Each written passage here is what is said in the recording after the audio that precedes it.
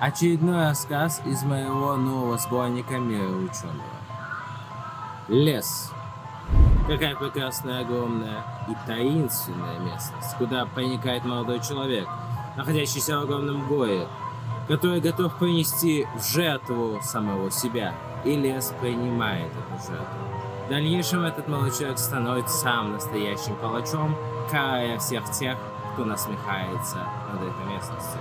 Более подробно об этом и о том, какая судьба ждет этого нового палача, вы можете узнать в моем новом рассказе «Лес».